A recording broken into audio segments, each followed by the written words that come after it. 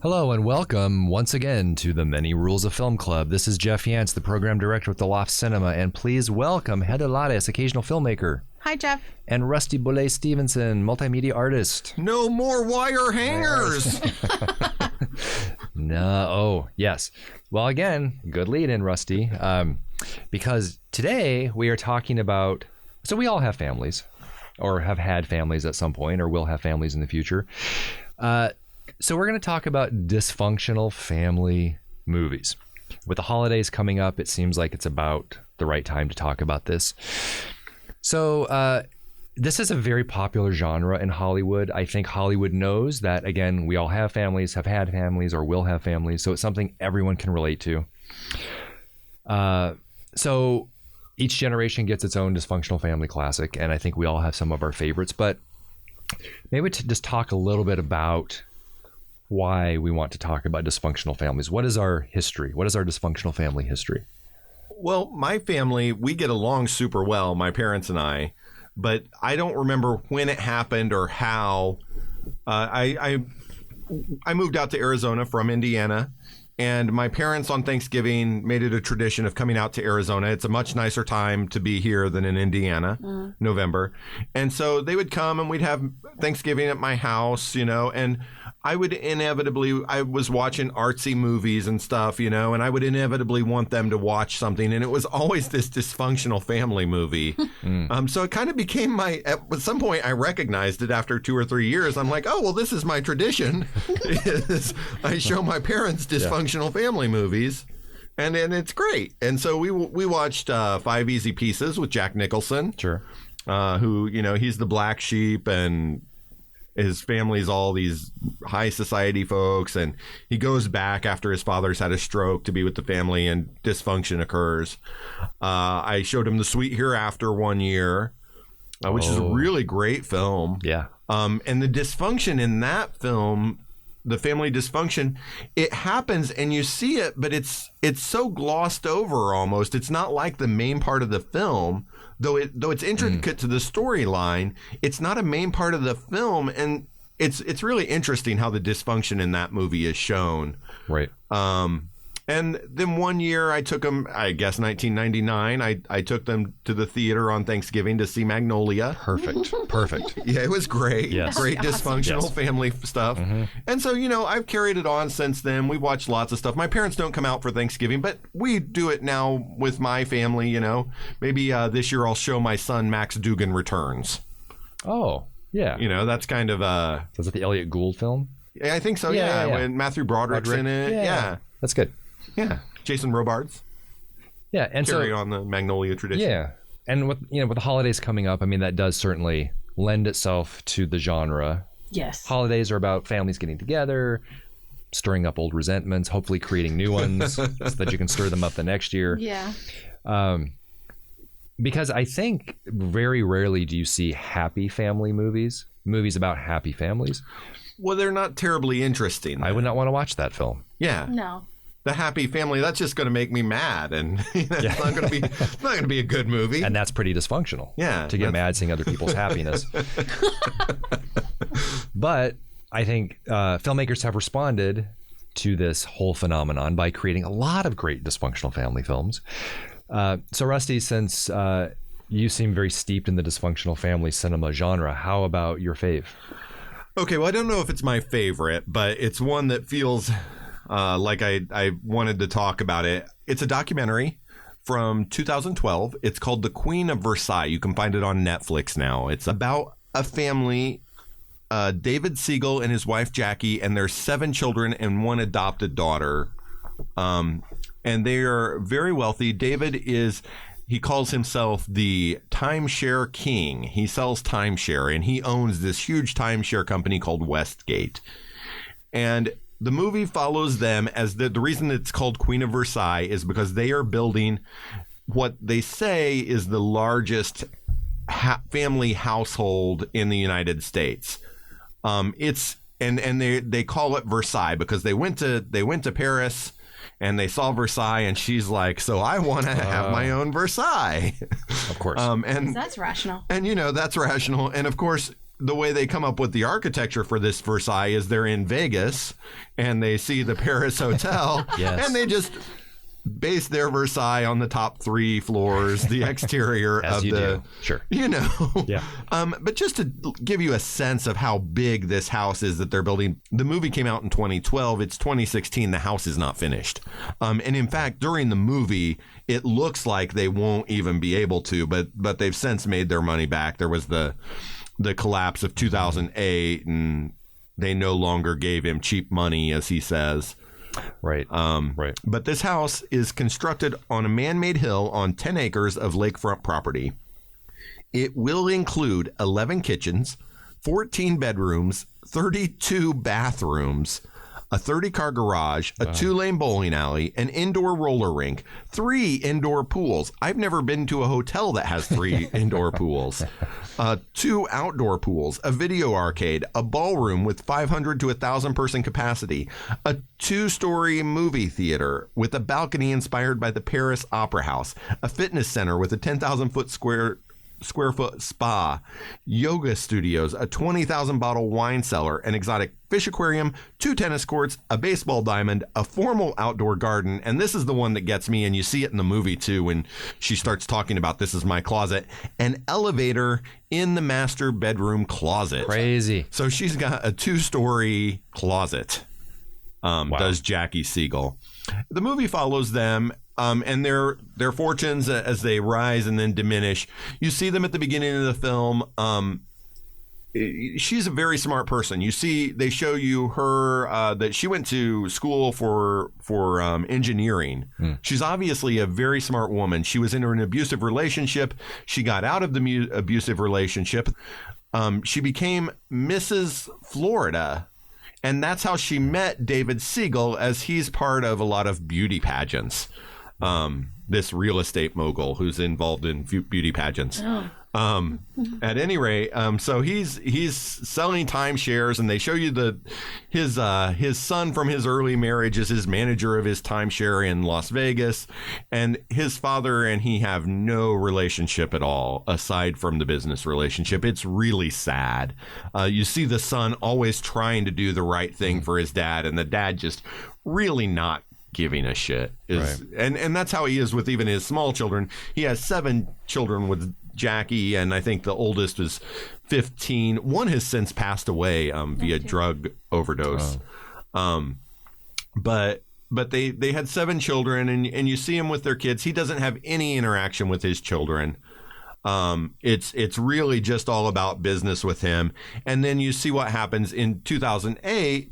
They've been making these deals for timeshares with people, pushing them into this lifestyle. That's what they're selling. They're selling a lifestyle that you can't really afford. Right. But here, if you come and join this timeshare, then you'll get to live like a king when you're on vacation. Aspirational living. Very American. A very American thing. And that's part of why I picked this as my dysfunctional family movie, is because that's kind of what we as a family, as Americans, we all want to live above and beyond our means. You see it all the time. I mean, that's why it takes so long to pay for my gas at the convenience stores, because everybody's got their lottery tickets that they're buying. And so that dysfunction, and the dysfunction of selling these timeshares to people who really can't afford it. Yeah. And doing it, they would then wrap these deals the same way they wrapped up the home property sales before 2008 and sold them as securities then, and made these very risky deals and made it seem like it wasn't risky at all, and people invested tons of money in these securities, and the bubble burst in 2008, and it does for the Siegels, and you see them go through a downfall of sorts. And that's when you really see the dysfunction of the family too. There's so much of it that's so sad. Yes. you see her go shopping for Christmas. Jackie goes shopping for, she's like, well, we don't have much money now. I've got to go to Walmart to do my shopping. And she gets like 6 shopping carts. She buys all Walmart. She buys like the whole Walmart. And the way she talks to one time, because they did have a private jet. The Walmart scene, let me just finish. The Walmart scene, I guess, is one of the saddest to me, because you just see her buying indiscriminately with no sense of what she's really giving to her kids. And in fact, when you see them open their gifts, one of them's like, oh, I got another Yahtzee set. You know, I got the exact same present twice. And it's just because she was so indiscriminately buying. Right. It's really sad, and it's a sad commentary on America too, that we do that. That's coming. Thanksgiving's not that far off as we're recording this right now. Yep. And Black Friday is going to happen, and people are going to go and buy indiscriminately stuff that the people they give it to won't care about. And that's how these kids were. And it was really sad, and it's a really sad commentary on the family and on the dysfunction of American life at times. You know, this real estate mogul who's got these pretty bad relationships. At one point, he tells his wife, she's like, well, he always said he was going to wait until I was 40. He's 30 years older than her. He was going to wait until I turned 40, and then he'd trade me in for 2 20-year-olds. And then at one point, he says, I'm just going to trade you in for 3 20s. Oh. And it's so hard. And then you see her dysfunction, just like the kids, like I was about to say, they have a private jet. They lose that. They lose their housekeepers, but they fly commercial. And as they're walking off the plane, there are all these people in the terminal, and she turns to her kids. She knows people are looking at her. There's a camera around her. There are all these people in the terminal, and she's like, so what was it like flying commercial, kids? And just the way she talks to him, it's so gross and it's so sad. And it's my dysfunctional family. I don't know that you should watch it for Thanksgiving, honestly. I don't know. You could. I think Maybe it would deter you from going to Black Friday. Yeah, but it is a sad movie, but it's also funny. Yes. I mean, it's played to play well to an audience. It does. It's very watchable. There's a whole subplot, which is sad but funny, with the housekeeper, who I believe is she from South America? I don't know, or Thailand. Maybe Thailand. But she is so horrified by the excess of this family that she chooses to live in the yard in a dollhouse. Yes, I know. Which is, she would prefer that to living in this grand Versailles that they're building. And she just wants to go home. She's raising money to go be with her family, whom she genuinely loves, but she can't afford it. Yeah. And it's this great counterpoint to this kind of over-the-top, crazy, rich family that has no sense of family whatsoever. And the maid's living in the dollhouse. Yeah. Dying to see her children. And she has more sense of family than they ever will, sadly enough. Yeah. They seem to have a much closer relationship with the nannies than they do with the mom. And at one point, David Siegel even says, you know, she just kept wanting to have things. So she was having babies just the same way she would. They have a bunch of Pomeranian dogs, the white Pomeranians, and it's a mess. And if they didn't have it, they lose the housekeepers, in fact. And you see what happens when they have all these animals they can't take care of and all these kids that don't get enough attention as it is. And it really is it's a tough movie to watch, but it also, there are funny moments for sure. And you're bound to laugh. I mean, at one point she's like, well, I thought all this bailout money that the government was giving out was going to go to common people like us.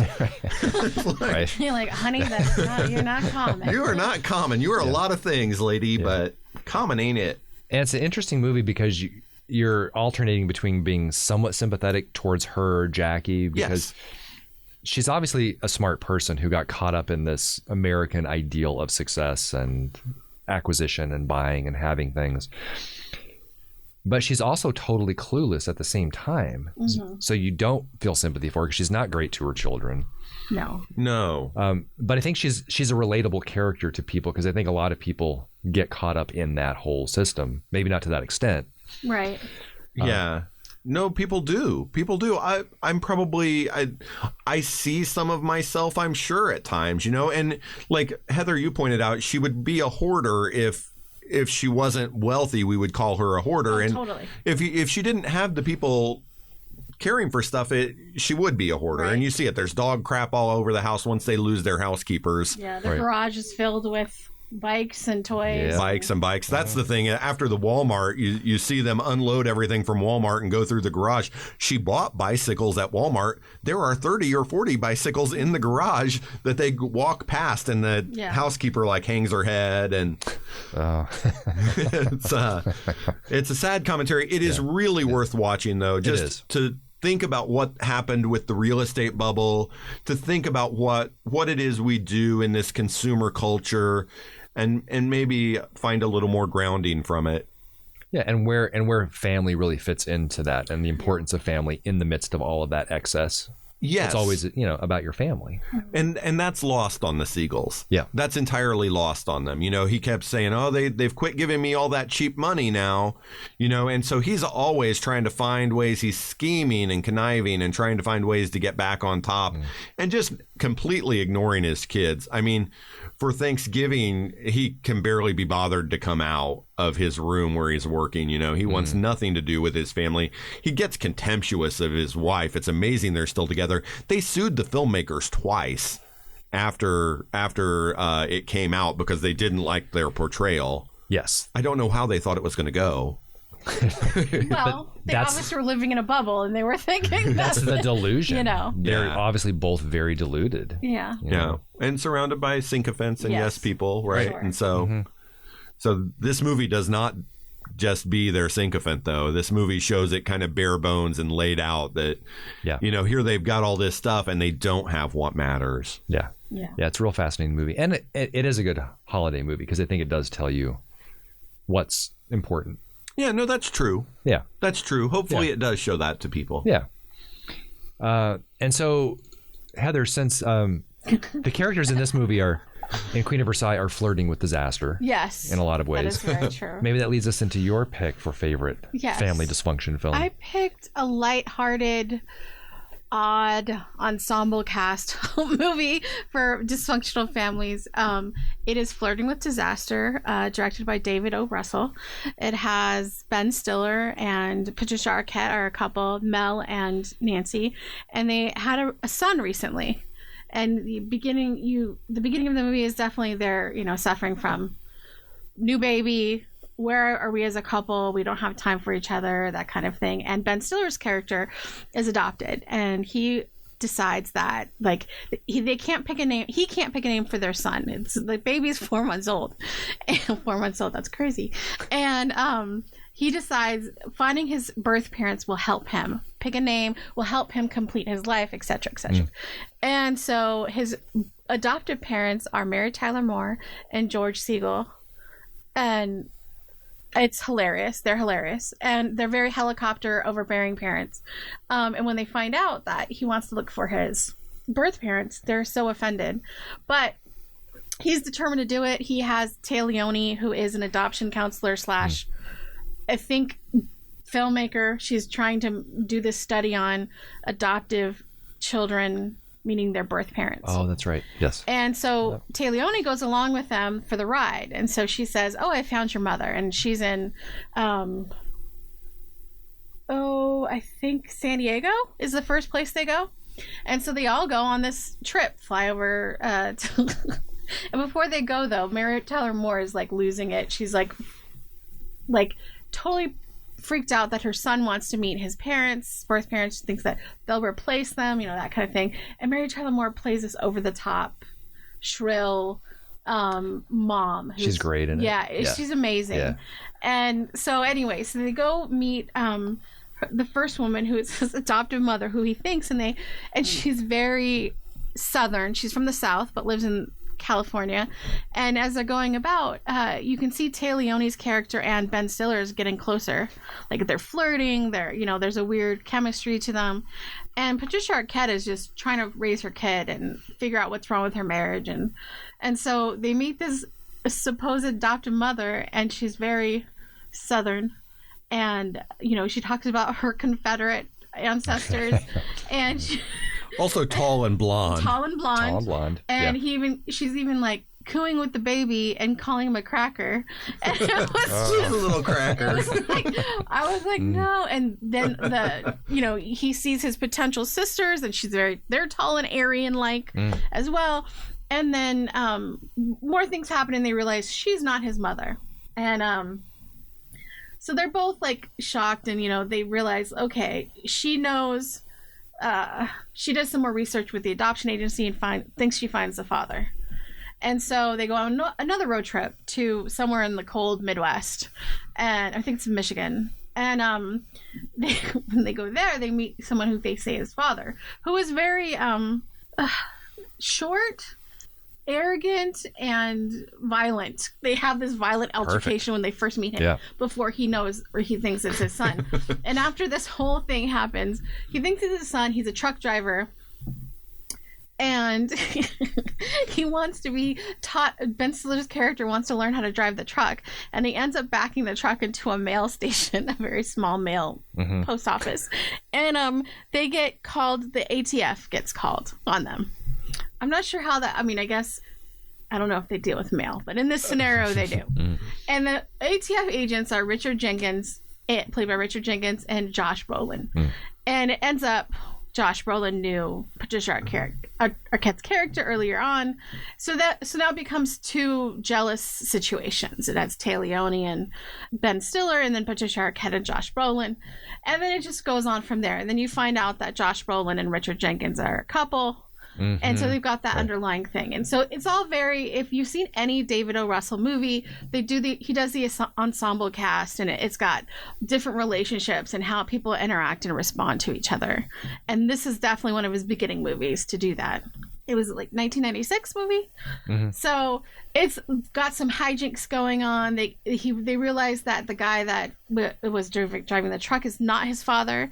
He was the guy who turned him into the adoption agency because his parents were indisposed, and he doesn't know what that means. So they get further information. They find out his real parents are in New Mexico. So he goes to New Mexico, and they are Lily Tomlin and Alan Alda, who couldn't be a better comedic. Who wouldn't want them for your parents? Also, right? I mean, they're better.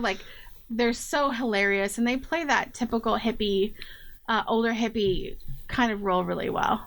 And David O. Russell went on to use Lily Tomlin in other movies and yell at her. But that's a side point. It's another story. And Richard Jenkins and Josh Brolin is so hilarious together because they're Richard Jenkins reserved character. He doesn't want to be out to the public, and Josh Brolin wants to talk about their sex life and their And so anyway, they go and meet his real parents, and they are drug making artists who live in New Mexico, and they have another son, and it becomes very just funny comedic scenes when the son wants to drug Ben Stiller's character, but he accidentally drugs Richard Jenkins' character, and they find out he's an ATF agent, and so they flip out. And Josh Brolin is still trying to romance Patricia Arquette. I mean, there's one scene that I have to mention that is forever ingrained in my mind whenever I think of Josh Brolin, and that's him licking Patricia Arquette's armpit. And it's very, oh my God, it's a very strange scene. But anyways, it's entertaining. It's not erotic either, I should point out. Yeah, it's not in a sexual way. It sounds way. pretty sexy, but it's not. It's not anti-erotic. No. In fact, it's some people find armpits attractive. I'm not one of them, but it's all very interesting. They, when she's not turned on by it. No, and she's just wanting to sort of get back at her husband Ben Stiller, for flirting and kissing. He does end up making out with Leone's character a few times, and she's just kind of a mess. Leone's like, I'm getting a divorce. I don't know what I'm doing with my life. And so anyways, in the end, it all ends lovely. I won't tell the end little hijinks that happens, but it's funny. I don't think it would have been as funny if we didn't have Lily Tomlin, Mary Tyler Moore. Right. And George Segal and Lily Tomlin's amazing in it. Her whole body language, I love it. I love it. She's trying. Well, yeah. Anyways, she's great. She's just she does that role so well. And I wouldn't have laughed as much if they didn't have these older actors. So I think they're underrated, and more movies need to have older actors, especially older comedic actors. Yeah. When older female actors, you see older male actors, you don't see. Yeah, I mean, it was refreshing to see Lily Tomlin, and yeah, it's great, and it makes me think of the Netflix series, the Frankie and Franking Grace? Grace. Yeah. Great series. Yes. And Lily Tomlin, again, is great there. So I recommend watching Flirting with Disaster. It's a nice, fun, lighthearted, dysfunctional family, but there's comedic scenes, and it all wraps up to, it all comes down to what is normal in your family, which is if you would just communicate better and sit down and talk with one another, these things might not happen. Yeah, and I think it was a pretty early movie that was looking at the idea of non-traditional families. Yes. That's right. Because Richard it's very Jenkins supportive and progressive in that sense, which is interesting. They talk about adopting the, there's little quiet commentaries about that. Yeah. And David O. Russell's previous film, I just wanted to mention, Spanking the Monkey, if you've seen that, which is also an extreme dysfunctional family film. Yeah, yeah. About a boy and his mother who are very close. Very, very close. Oh, that's right. Yeah. Very, very close. So this is a little less edgy than that, probably. Yeah. And it's fun. It's like, it wasn't like hard to watch at all. It's a good watch. I think it's lighthearted. Yeah. It really kicks in. The ATF agents, you're right, Heather. It kicks into gear once they join the road trip. Yeah, it would have been boring had they not joined. So, the ensemble truly made this movie. Yeah, and kind of a precursor to Ben Stiller's Meet the Parents in a way in terms of the plot. Sure. Although I like this because he kind of underplays it. Very much. Usually he's very over the top and he's very underplayed. You can tell there's moments. I wonder if David O. Russell was like, reel it back Reel it back, Stiller. Let's go back. But it was good. It reminds me a little of a Woody Allen film with Ben Stiller as the Woody Allen character. Yeah, he's definitely neurotic and like very particular about things. Yeah. Well, and I think Mary Tyler Moore is such an interesting casting choice because, she was kind of America's sweetheart. And she's in one of my favorite dysfunctional family films. I just wanted to mention briefly was Ordinary People. Yes, oh, yeah. Which I almost feel like Flirting with Disaster is referencing a little bit. Probably. And she played a very dysfunctional mother in that film. Oh, she does. Yeah. That's one I should show my parents. You should. Yes, do it. Do I it. haven't done that yet. She's so good. I mean, I don't know how she is health-wise, but I wish more people would put her in movies. She's so good. I guess kind of coming to a darker note, but also hilarious in my mind, is one of my favorite dysfunctional family movies. It's not Ordinary People, although that is one of them. But what I wanted to talk about was the 1998 film Happiness, directed by Todd Solondz. Oh, yeah. One of my favorite directors, but it's also difficult to tell people that Todd Solondz is one of your favorite directors because you either get raised eyebrows or a blank face or someone turns away from you and just walks away immediately. I would never. So he's known as a real provocateur, I guess you could call him. He typically, I think, specifically seeks out topics that are going to alienate audiences, whether it's abortion or very extreme race relations, as we saw in Storytelling. His new film, Wiener Dog, which came out this year, which is about a very cute dog and very bad things happening around it and to it. But Happiness, I think, is the definitive Todd Solondz comedy, and I call it a comedy. It's a dysfunctional family comedy about three sisters, Trish, Helen, and Joy. They're all adults. They don't always act like adults, but they are adults. They don't really like each other. They are all...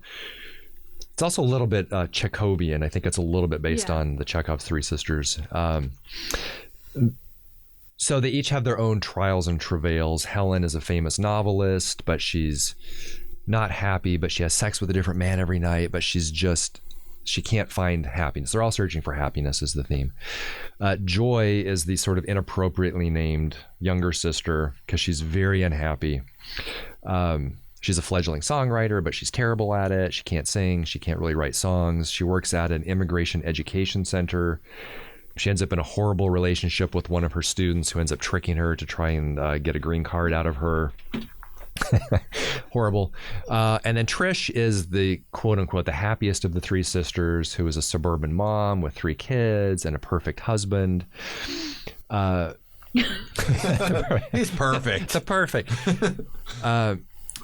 Her perfect husband turns out, of course, if you've seen the film, he turns out to be a pedophile, which is one thing that I think the thing that made this film so controversial and is a real dividing line for people whether can I even watch this film? Is it funny? Because the dad is a pedophile as it's revealed in the film, but he's also portrayed somewhat sympathetically as a good husband and a good father, but he has this horrible issue in his life. And that's something that Todd Solondz does. He's very complicated. He doesn't necessarily show the character as a monster, which I think really upset people. Although he does get his comeuppance in the film. I mean, he is arrested, and but I think this is what makes him a fascinating filmmaker, and I think this is what art does, is that it kind of pushes those buttons and makes you question your morality and what you expect a film to do and what topics can be addressed in a film. And it was interesting that this film, Todd Solondz' first film, Welcome to the Dollhouse, which I also love, was at Sundance. This film was his next film. Sundance rejected it, said, this is too much. They wouldn't even, and Sundance is known for showing boundary pushing films, but this was too much for them. Universal Studios produced this film. When they saw the film, it won the International Jury Prize at Cannes. It was kind of a big thing. They saw the film and they said, oh no, no. So they dropped the film. It got an NC-17 rating. They ended up releasing it. Another producer ended up releasing it unrated. It was a real hot potato. And there's a lot of other, like Philip Seymour Hoffman is in this film and is amazing. He's a phone pervert who likes to call women and give them kind of ridiculously obscene voice messages until he ends up calling Helen, one of the sisters, who ends up enjoying the obscene phone call and decides that she wants to meet this guy, and then he can't handle it. He's so gross. You don't want to meet him. Yeah, but Philip Seymour Hoffman is so great because you still sort of feel for him. Yeah, I feel bad for him. He's also not portrayed as a monster, which is kind of the theme in the film, that everyone is broken and not necessarily a good person, but they're still humans. Yeah. So you can kind of still relate to him. He ends up dating another woman in his apartment complex who, it's revealed, has killed her doorman and chopped up his genitals and put them into her freezer. But they still find love and they dance to Air Supply music, and it's very sweet. But this is, to me, a great dysfunctional family film because the family does come together at the end of the film for Thanksgiving dinner for one of the, I think, the craziest, most over-the-top sort of endings to a family film, denouncements, where the young son finally learns to ejaculate, and then comes and tells his family at the dinner table. Yeah, well, you'll have to see it play out, but it's kind of an amazing film. It is. It'll stick with you. Oh, it's very memorable. You don't forget the film. No. You do not forget this film, but it is a tough recommendation, I would say.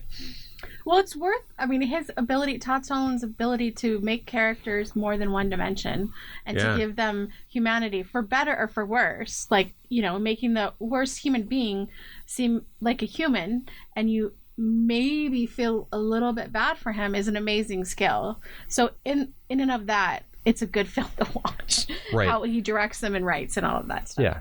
And as a viewer, that puts you in a very uncomfortable position if you're made to sympathize with a horrible person. Yes. And you almost are angry with the filmmaker for putting you in that position, I think, which I think he welcomes, and he obviously He must dig that feeling. He's yes, they're mad at me. Yeah. I love it. Which, I mean, hey, if the whole purpose of making a movie, besides fulfilling your own ideas, but to make people have an emotion, you'll take anger too. So. Yeah, just a reaction is how I always feel. Like I was telling you guys, even if people are laughing out of awkwardness or because of the awkwardness of somebody on something I made, I like that still. Yeah, I like that still. They might think that it's not good or that it's not great because that's why they're laughing kind of nervously or whatever. But just getting a response, that's what you're looking for as somebody who's making stuff. Right, exactly. And I think not. Again, I think I mentioned this when we were talking about Magnolia a while back. Just not necessarily playing to the audience. Yeah. Like doing what you feel is right for you. And if the audience follows you, that's great. If they don't, that's fine. But Todd Solondz has always managed to get funding, which I find interesting. Yeah. Because his films don't make money. and they alienate audiences. They make you feel awkward. Yeah, they make you feel awkward. Make you yell at the screen. You question whether you want to see another Todd Solondz That's movie. right. Yeah. And he seems like a very nice guy. I don't know. Interesting. I don't know if this is all sort of fantasy fabrication or if it's based on anything from his real life. I know he grew up in New Jersey, where he sets a lot of his films in the suburbs of New Jersey. He has a very fertile imagination. If he had a happy childhood, then this is all fabrication, and that's amazing. But I feel like there might be a little darkness there. Who knows? I don't know. He's an artist. But I would recommend Happiness as a dysfunctional family film with the qualification that you need to be very open-minded. Mm-hmm. Yeah. Very open-minded. Yes. Yeah. I watched a couple others for this podcast. I watched a documentary called Brothers Keeper. I don't know if you guys have seen Brothers Keeper. Yes. Mm-hmm. About 4 men, one of whom is accused of killing the other. They all live together, these brothers, in upstate New York, and one is accused of killing the other. It's a great documentary, really worth watching. Right. Yeah. Dysfunctional family at its best. I also watched You Can Count on Me with Mark Ruffalo. Oh, and Laura Linney. Yeah. That's oh my amazing film. Gosh, is that film amazing. I don't know that I've seen a movie that broke my heart in quite the same way sometimes. Is it Rory Culkin? Yep. Is in it as he plays an 8-year-old boy being raised by his single mom, and that there are the situations that he's put in. I have an 8-year-old son right now, and it breaks my heart to see what happens to him in the film at times. And it's a beautiful film, and it will break your heart, and it's wonderful. If you haven't seen it, I highly recommend You Can Count on Me. Yeah. And I would also just mention on the Laura Linney tip, Squid and the Whale. Oh, that's a great one. Which I think is an amazing dysfunctional family film. Laura Linney, Jeff Daniels, Jesse Eisenberg plays the son. It's a Noah Baumbach film. Yeah, that's right. Really kind of beautiful and real. Laura Linney has this ability to feel very familiar. Like, I feel like I know her. Mm-hmm. Even I though can see that. Don't. Yeah, but she's very kind of relatable and approachable, I feel like. Which is why I think she's great at being cast in these very tricky roles. In Squid and the Whale, she's not a likable character. She's not a great mother necessarily. But you still feel for her. Yeah. No, you do. You do. No, she's great. She's great in both those films. Yeah. And I think that's the key to a good dysfunctional family film. You need to still be able to relate to the characters, even if they're horrible, even if they're squabbling.